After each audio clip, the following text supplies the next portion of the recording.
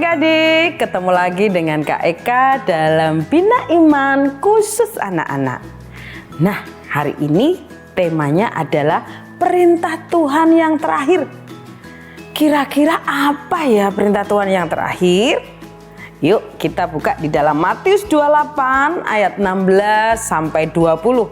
Matius 28 ayat 16 sampai 20. Kita baca ya. Perintah untuk memberitakan Injil, dan ke-11 murid itu berangkat ke Galilea, ke bukit yang telah ditunjukkan Yesus kepada mereka. Ketika melihat Dia, mereka menyembahnya, tetapi beberapa orang ragu-ragu. Yesus mendekati mereka dan berkata, "Kepadaku telah diberikan segala kuasa di surga dan di bumi." Nah, perintah apa ya kira-kira? Perintah untuk memberitakan Injil. Apa itu Injil? Firman Tuhan di dalam 1 Korintus 15 ayat ketiga dan 4 berkata bahwa Injil adalah tentang Yesus.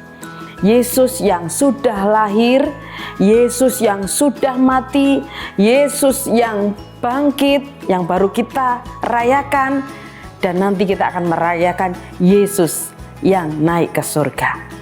Tetapi sebelum dia naik ke surga, dia mempunyai perintah. Perintah untuk apa? Yaitu memberitakan Injil. Kak, apa bisa aku anak-anak memberitakan Injil? Tentunya bisa. Nah, kita lanjutkan kembali. Karena itu, pergilah, jadikanlah semua bangsa muridku, dan baptislah mereka dalam nama Bapa dan Anak dan Roh Kudus, dan ajarlah mereka melakukan segala sesuatu yang telah kuperintahkan kepadamu, dan ketahuilah aku menyertai kamu senantiasa sampai kepada akhir zaman. Nah, adik-adik yang terkasih dalam Tuhan, bagaimana supaya adik-adik bisa memberitakan Injil atau memberitakan tentang Yesus? Yang pertama, kita harus tahu bahwa hanya Yesus, tadi dikatakan di ayat 18, yang punya segala kuasa di surga dan di bumi. Hanya siapa? Hanya Tuhan Yesus Kristus yang punya kuasa di surga dan di bumi. Oleh sebab itu, kita sebagai anak-anak juga diajar supaya menjadi murid. Sebelum kita belajar memberitakan kepada teman-teman yang lain, kita harus jadi murid. Murid itu harus seperti apa, Kak Eka? Murid tentunya harus seperti gurunya. Gurunya siapa? Gurunya Tuhan Yesus. Yang pertama, Tuhan Yesus itu selalu taat akan firman Tuhan. Dan yang kedua, Tuhan Yesus selalu memberitakan firman Tuhan, melakukan mukjizat. Dan kita juga harus belajar kepada Tuhan Yesus bagaimana Dia menyembuhkan. Kita pun bisa. Dari anak-anak kita dipakai untuk memberitakan firman Tuhan dengan cara apa?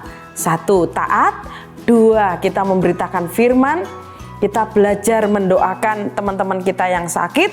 Yang ketiga, kita juga menjadi teladan. Menjadi teladan lewat apa? Perkataan kita, lewat perbuatan kita ketika kita melakukan firman Tuhan. Jadi ketika teman-teman kita melihat kita, ada Yesus di dalam diri kita, ada perintah Tuhan yang kita lakukan, kita tahu bahwa kita menjadi penginjil. Kita menjadi murid Tuhan Yesus sebelum kita memuridkan. Oleh sebab itu, adik-adik yang dikasihi Tuhan, jadilah murid Kristus yang sejati dengan menjadi penginjil, menjadi teladan dalam mengikuti perintah Tuhan. Murid yang taat, murid yang setia. Tuhan memberkati.